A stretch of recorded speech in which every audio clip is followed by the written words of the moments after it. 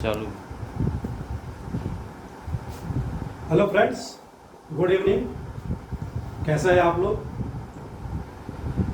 Previous lecture में हमने fundamental rights discussion किया था और नेक्स्ट हमारा जो चैप्टर है पार्ट फोर्थ में directive principle of state policy, राज्य के नीति निर्देशक सिद्धांत या तत्व कह सकते हैं आप। इसे पार्ट फोर्थ में रखा गया कॉन्स्टिट्यूशन में आर्टिकल 36 टू 59। ठीक है, इस पार्ट में जैसा कि हेडिंग से ही क्लियर है कि directive principle of state policy ये डायरेक्शन देता है स्टेट्स को कि जो भी आप पॉलिसी बनाएं इन जो ये भी जितने भी ये इसमें प्रोविजंस किए गए हैं उनको ध्यान में रखकर ही आप क्या है पॉलिसी को बनाएंगे। तो स्टेट से मतलब यहाँ पर क्या है, स्टेट्स मीन्स वैसे तो स्टेट मीन्स राज्य होता है लेकिन यहाँ पर स्टेट का मतलब कॉन्स्टिट्यूशन में स्टेट का मतलब अपने अपने क्षेत्र में अपने अपने बाउंड्रीज में जितने भी राज्य हैं,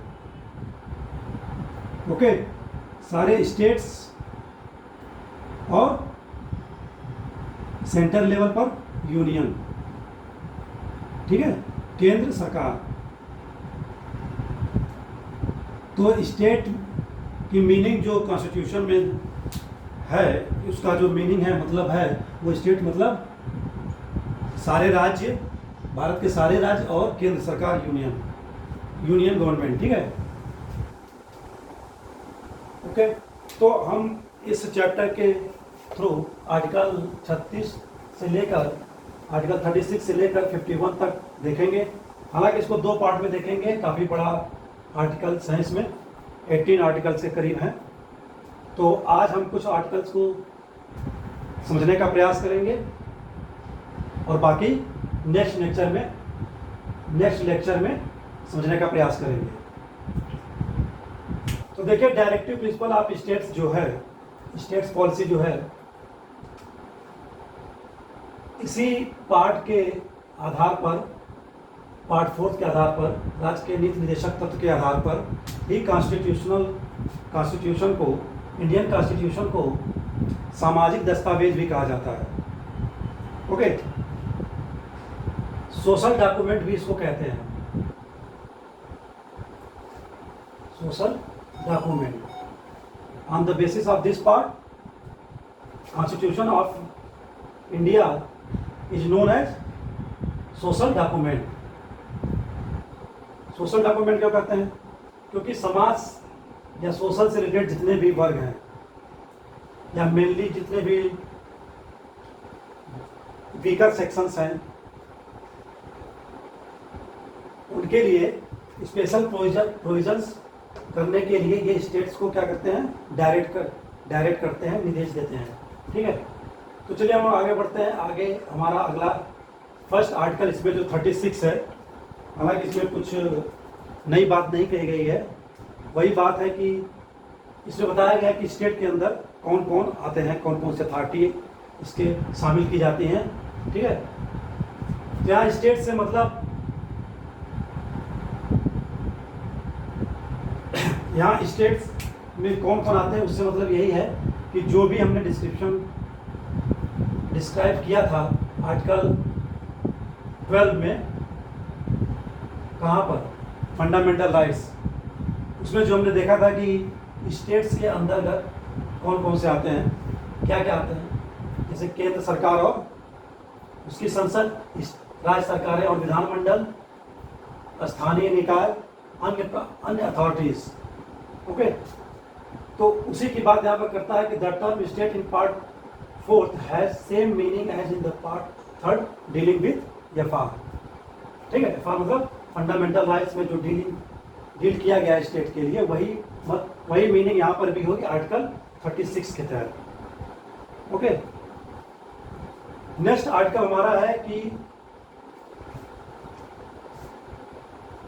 37, उसमें ये बताया गया कि जो राज्य के नीति निर्देशक तत्व हैं इन्हें आप लागू कराने के लिए, इन्फोर्स करने के लिए न्यायालय नहीं जा सकते, न्यायालय द्वारा प्रवर्तनीय नहीं है। लेकिन फंडामेंटल राइट्स को लागू कराने के लिए, इन्फोर्स कराने के लिए, लागू कराने के लिए आप कोर्ट जा सकते हैं। ठीक है, 32 के तहत सुप्रीम कोर्ट और 226 के तहत हाई कोर्ट, अगर आपके फंडामेंटल राइट्स का वायलेशन होता है तो। लेकिन इस आर्टिकल में ये बताया गया है, आर्टिकल 37 में, कि न्यायालयों द्वारा यह प्रवर्तनीय नहीं है, इसे आप लागू नहीं करा सकते। ठीक है, they are not legally enforceable by the courts for their violations. Okay, तो आर्टिकल 37 में ये बात कही गई है। आर्टिकल जो हमारा 38 है, आर्टिकल 38 ये कहता है कि लोक कल्याण की अभिवृद्धि का प्रयास करेगा। कौन करेगा? स्टेट्स करेंगे, ये दोनों इंडिया के परिप्रेक्ष्य में। ठीक है, कैसे करेंगे? उन्हें सामाजिक, आर्थिक और राजनीतिक न्याय की स्थापना करके समाज में जो लोक कल्याण का जो वृद्धि करनी है, वेलफेयर का सिक्योरिंग करनी है, सुरक्षा करनी है, उसके लिए सबसे पहले आपको सिटीजन्स को, जो वीकर सेक्शंस हैं या बहुसंख्यक भी हैं, उनको आपको सामाजिक, आर्थिक और राजनीतिक न्याय की स्थापना आपको करना पड़ेगा, तभी जाके उनका क्या होगा? विकास होगा। To promote the welfare of the people by securing social, economic और पॉलिटिकल जस्टिस। ठीक है, तो ये आर्टिकल 38 के फर्स्ट सब क्लॉज में ये प्रोविजंस किए गए थे। आर्टिकल 38 के सेकंड सब क्लॉज सेकंड में क्या प्रोविजंस है कि जितने भी व्यक्ति हैं भारत में, या जो भी सिटीजन हैं, उन व्यक्तियों के बीच आय, इनकम, प्रतिष्ठा, स्टेटस, सुविधा, फैसिलिटीज और जो अवसरों की असमानता है, अपॉर्चुनिटीज जो भी हैं, उनके बीच जो भी विद्यमान है, जैसे आय की असमानता विद्यमान है, प्रतिष्ठा की असमानता विद्यमान है, सुविधाओं की असमानता होगी, ठीक है, अवसरों की असमानता है, उनको कम करने का प्रयास करेगा, टू मिनिमाइज करने का प्रयास करेगा अपने पॉलिसीज़ के द्वारा। जैसे वीकर सेक्शन है या SC/STs हैं, उनको स्पेशल प्रावधान प्रोविजंस किए गए हैं ना संविधान में, रिजर्वेशन दिया गया है। ठीक है, तो to minimise inequalities in the income, state, facilities and opportunities. Okay, तो आर्टिकल 38 में ये दो प्रोविजंस किए गए हैं। अब नेक्स्ट हमारा आर्टिकल है आर्टिकल 39। आर्टिकल 39 में बताया गया है टोटल सिक्स प्रोविजंस हैं। उसमें ये प्रोविजंस किया गया है कि राज्य द्वारा कुछ अनुसरणीय, कुछ नीति तत्व हैं जिनको उन्हें करना है। ठीक है, इसका अनुसरण करेंगे इन प्रोविजंस का पॉलिसीज बनाते समय। Some principles policy followable by states. पहला क्या है इसमें? फर्स्ट सब क्लॉज 39 में लाइवलीहुड फॉर ऑल सिटीजन्स। जितने भी सिटीजन्स हैं, जीविका का पर्याप्त साधन आप उनके लिए जीविका के पर्याप्त साधन सुनिश्चित करने का प्रयास करेंगे। ठीक है, ताकि उनको अपने जीवन में किसी समस्याओं को फेस ना करना पड़े। ठीक है, livelihood for all citizens. Next सब क्लास क्या कहता है कि जो भी भौतिक संसाधन हैं, जितने भी मटेरियल्स हैं, रिसोर्सेस, उनका जो डिस्ट्रीब्यूशन है सभी सिटीजन में समान तरीके से होना चाहिए, इक्वली डिस्ट्रीब्यूट होना चाहिए। इसके लिए वो जो भी प्रोविजंस या पॉलिसीज राज्य बनाएगा, इस प्रोविजंस को ध्यान में रख के बनाएगा। The equitable distribution of material, भौतिक संसाधन जितने भी हैं उनका समान वितरण सभी सिटीजन्स में सुनिश्चित करने का प्रयास स्टेट द्वारा किया जाएगा। ये निर्देश दिया जा रहा है कॉन्स्टिट्यूशन द्वारा, स्टेट्स को डायरेक्शन दिया जा रहा है। ठीक है, नेक्स्ट हमारा आर्टिकल 39 में जो सब क्लास 3 है वो क्या कहता है कि जो संपत्ति है और जो उत्पादन है मीन्स ऑफ प्रोडक्शन, उनका कंसंट्रेशन कहीं नहीं होना चाहिए, संकेंद्रण किसी एक वर्ग के पास, किसी एक व्यक्ति के पास, ठीक है, एक समूह के पास, उसका संकेंद्रण यानी कंसंट्रेशन न हो संपत्ति और उत्पादित पदार्थों का, संसाधनों का, ठीक है। ऐसी पॉलिसी स्टेट बनाएगा कि कंसंट्रेशन ना हो, ठीक है। Prevention of concentration wealth and means of production, ठीक। अब देखते हैं आर्टिकल 39 में। आर्टिकल 39 का जो सब क्लास 4 है वो क्या कहता है, स्त्री और पुरुष कर्मकार के लिए, वर्कर्स के लिए समान कार्य के लिए समान वेतन सुनिश्चित करने का प्रयास स्टेट द्वारा किया जाएगा। Equal distribution, equal pay for equal work, जैसे कि एक ही पोस्ट पर स्त्री और पुरुष दोनों हैं। जैसे कि मान लेते हैं सिविल सर्जन की तैयारी कर रहे हैं, डीएम ही है, डिस्ट्रिक्ट मजिस्ट्रेट है, महिला भी एक डिस्ट्रिक्ट मजिस्ट्रेट है और एक पुरुष भी डिस्ट्रिक्ट मजिस्ट्रेट है। तो ऐसा नहीं हो कि पुरुष को ज़्यादा सैलरी दी जाए और महिला होने के नाते उसको, स्त्री होने के नाते उसको कम सैलरी दी जाए पुरुष से, लेस देन मेल, ठीक है, कम सैलरी दी जाए, नहीं, दोनों का काम तो बराबर है ना डिस्ट्रिक्ट में। तो उसी को ध्यान में रखते हुए ये प्रोविजंस कॉन्स्टिट्यूशन में रखा गया है, equal pay for equal work. इस प्रोविजंस को ध्यान में रखते हुए इंडियन पार्लियामेंट द्वारा सामाजिक पारिश्रमिक अधिनियम 1976 को पारित किया गया, जिसमें ये कहा गया कि स्त्री हो या पुरुष, मेल और फीमेल, सबको क्या है, बराबर पेमेंट भुगतान किया जाएगा, ठीक है। हमारा नेक्स्ट आर्टिकल है 39 का, नेक्स्ट आर्टिकल नहीं है, आर्टिकल 39 का नेक्स्ट सब क्लॉज है,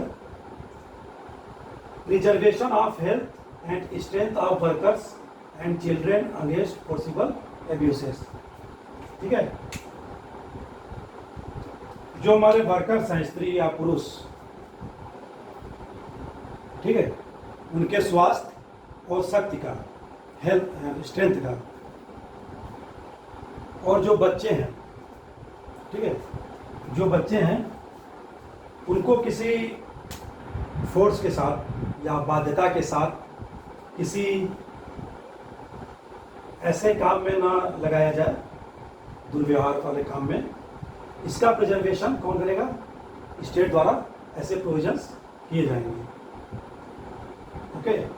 तो आर्टिकल 39 में, ये 39 के 5th सब क्लॉज में ये प्रिजर्वेशन किया गया है वर्कर्स और चाइल्ड के लिए। इसमें दो हैं, वर्कर्स और चाइल्ड। हाँ कि एग्जाम में दे दे सिर्फ केवल वर्कर्स, यूपीएससी मेंशन कर दे ओनली वर्कर्स, या बोथ वर्कर्स एंड चिल्ड्रेन, हमारा ये वाला ऑप्शन सही होगा, वर्कर्स एंड चिल्ड्रेन वाला ऑप्शन राइट होगा। तो नेक्स्ट हमारा जो आर्टिकल 39 में का सब क्लास 6 है, ये क्या कहता है, ये बात करता है हेल्दी डेवलपमेंट ऑफ चिल्ड्रेन, स्वस्थ तरीके से वो जो बच्चे हैं वो विकास कर सकें, इसकी उनको अपॉर्चुनिटी स्टेट द्वारा उपलब्ध कराई जाएगी, ठीक है, समझ में। यहाँ तो स्वास्थ्य से मतलब है ना,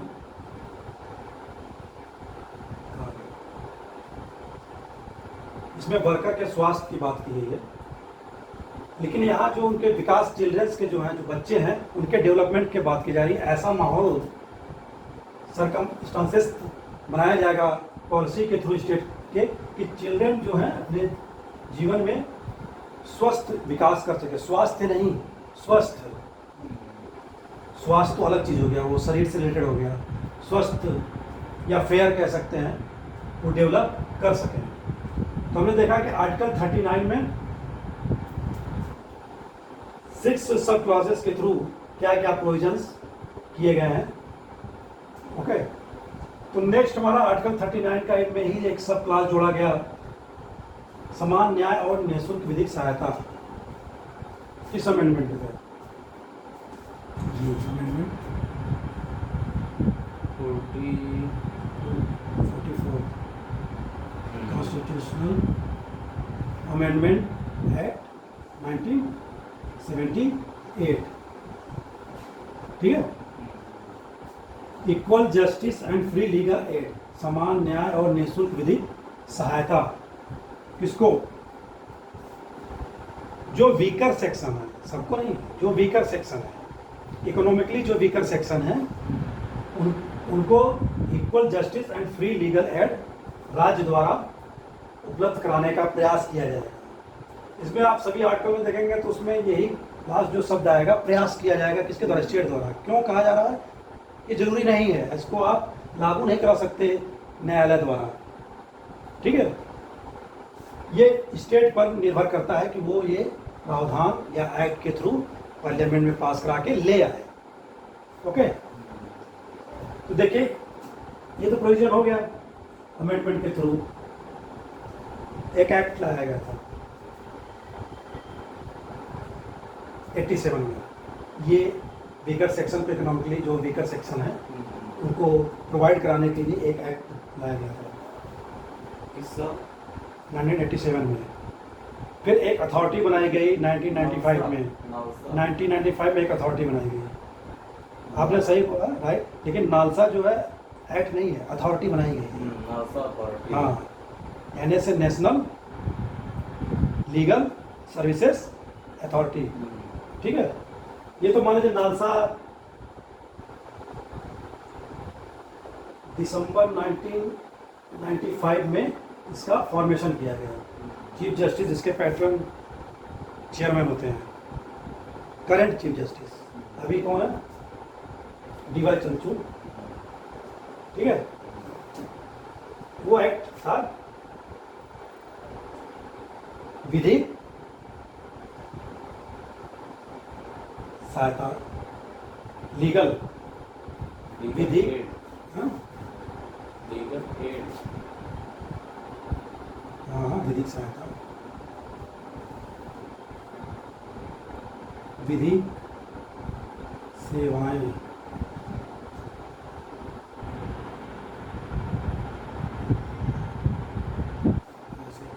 विधिक सेवाएं, एक मिनट,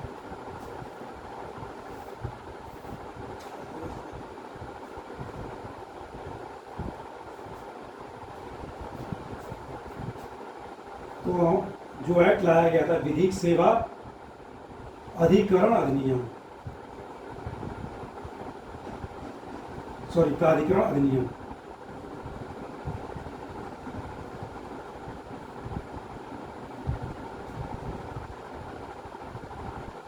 कब?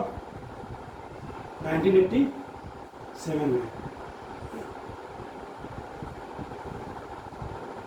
Under the basis of this act constituted NALSA.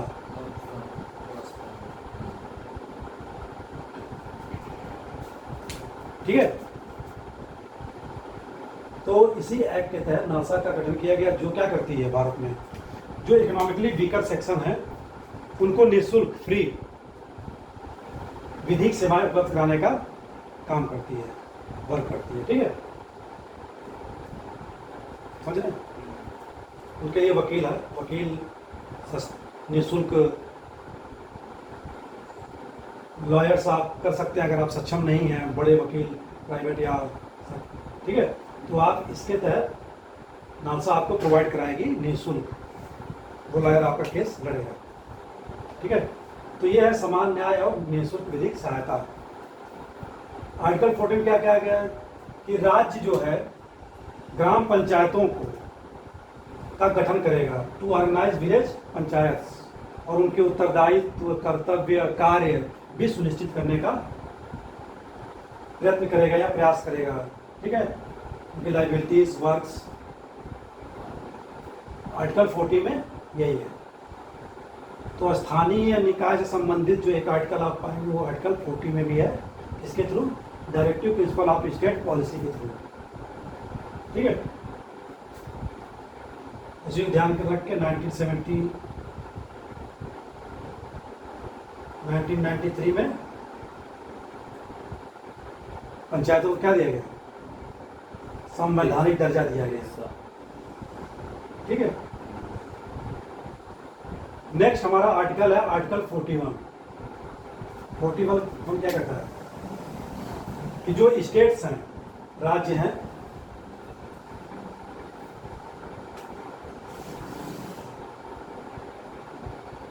व्यक्तियों को काम पाने, शिक्षा पाने और लोक सहायता पाने का अधिकार होगा, और इसके लिए राज्य क्या करेगा, प्रावधान करेगा। कब, अंडर द अनएम्प्लॉयमेंट, अगर कोई बेकारी में, इसको क्या कहते हैं, बेकारी वर्ड यूज किया गया है कॉन्स्टिट्यूशन में। बेकारी मतलब काम नहीं है, बेकार है, नहीं कहते लोग बेकार घूम रहा है। अंडर द अनएम्प्लॉयमेंट, काम पाने का किसी व्यक्ति को अधिकार है, लेकिन इसके लिए प्रोविजन तो स्टेट द्वारा ही किया जाएगा, स्टेट द्वारा। ठीक है, तो इसी काम पाने के प्रोविजंस को ध्यान में रखते हुए संसद द्वारा मनरेगा लाएगा। कब लाएगा, नरेगा आया 2005 में, नरेगा आया, मनरेगा आया, मतलब महात्मा गांधी नाम जोड़ के मनरेगा।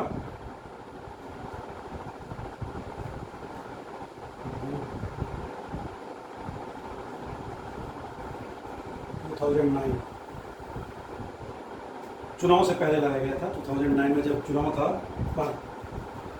इंडियन पार्लियामेंट का, तब लाया गया था। ठीक है, तो इसी के तहत क्या होता है, 100 दिन का काम इस एक्ट के तहत, मनरेगा एक्ट के तहत गांव में, ठीक है, गांवों में परिवार के एक व्यक्ति को दिया जाता है। ठीक है, प्रोवाइड कराया जाता है 100 डेज बाद। नेक्स्ट है हमारा शिक्षा पाने का राइट टू एजुकेशन। तो हमने देखा ही था, फंडामेंटल राइट्स में भी है, इसमें भी है। और अगला इसमें है कि लोक सहायता पाने का, public assistance, to right to work, to education and public assistance. तो पब्लिक असिस्टेंस किसमें, अंडर द ओल्ड एज, बुढ़ापा, पेंशन। पेंशन दो तरह दी जाती है इंडिया में या किसी देश में। एक तो कार्यक्रम के माध्यम से, प्रोग्राम जैसे विधवा पेंशन, अटल पेंशन योजना, और एक आपको सर्विस, सेवा जो आपने जीवन भर दिया है, लाइफ आपने, होल लाइफ आपने जो गवर्नमेंट को आपने सेवा दी है, बुढ़ापे में आपको जीवन अच्छे से व्यतीत हो, उसके लिए एक पेंशन दी जाती है। ठीक है, तो पेंशन का प्रोविजन तो पहले से था, लेकिन जो ओल्ड एज में जो व्यक्ति पहुंच जाता है, उसके लिए भी पेंशन की व्यवस्था की गई, जैसे इंदिरा गांधी पेंशन, इंदिरा गांधी विधवा पेंशन। ठीक है, इस टाइप से अटल पेंशन योजना, ये सब आए हुए हैं। ये सारे प्रोग्राम्स अभी भी रनिंग हैं। ठीक है, ओल्ड एज पेंशन हो गया, डिसेबिलिटी हो गई, विकलांगता, कोई व्यक्ति विकलांग है। ठीक है, डिसेबिलिटीज, विकलांग पेंशन भी चलाई जाती है, प्रोग्राम भारत सरकार द्वारा, स्टेट गवर्नमेंट द्वारा भी चलाई जाती है। तो ये सब किसमें आते हैं, लोक सहायता, लोगों की मदद करने में स्टेट क्या करेगा, ऐसे प्रोविजंस बनाएगा या अपनी ऐसी पॉलिसीज जारी करेगा। तो हमने देख लिया आर्टिकल 41। हमारा नेक्स्ट आर्टिकल और आज का लास्ट आर्टिकल है हालांकि ये लास्ट नहीं है डीपीएसपी का, आज लेक्चर का लास्ट है, इसमें हम देखेंगे आर्टिकल 42। इसमें ये क्या है, इसमें ये प्रोविजंस किए गए हैं इस आर्टिकल में कि काम की मानवोचित दशा, मतलब जहाँ आप वर्क प्लेस है वो आपके मानव के मतलब ह्यूमन बीइंग के अनुकूल है कि नहीं, अनुकूल के लिए फेवरेबल है कि नहीं, और वो न्याय संगत दशाएं हैं और प्रसूति सहायता व्यक्तियों को या सिटीजन्स को, इंडियन सिटीजन्स को स्टेट्स मुहैया कराने की प्रयास करेगा। ठीक है, to make provisions for justiciable and human conditions of work and maternity relief. कोई महिला वर्कर है, फीमेल वर्कर है, तो अगर वह जब गर्भधारण करती है, डिसीजन लेती है, तो उसको मैटरनिटी रिलीफ दी जाती है। इसी को ध्यान में रख के एक एक्ट लाया गया था जिसमें 26 माह तक की छुट्टी का प्रावधान सवेतन किया गया था, वेतन नहीं काटा जाएगा। याद हो तो बताइए। Maternity relief act. हाँ वही है। ठीक है, और न्याय संगत दशाएं, जस्टिसेबल। ठीक है, तो ये आर्टिकल 42 में ये 3 प्रावधान प्रोविजंस हैं। ओके, तो हमने आज करीब हाफ डीपीएसपी आर्टिकल्स जो थे, हाफ आर्टिकल्स हमने देख लिए हैं। बाकी हम कल अपने नेक्स्ट लेक्चर में डीपीएसपी का डिस्क्राइब करेंगे या पढ़ने का या समझने की कोशिश करेंगे। ठीक है, तो हम लोग इनवाइट करते हैं ज्योग्राफी के स्पेशलिस्ट वीरेंद्र सर को। Okay, thank you.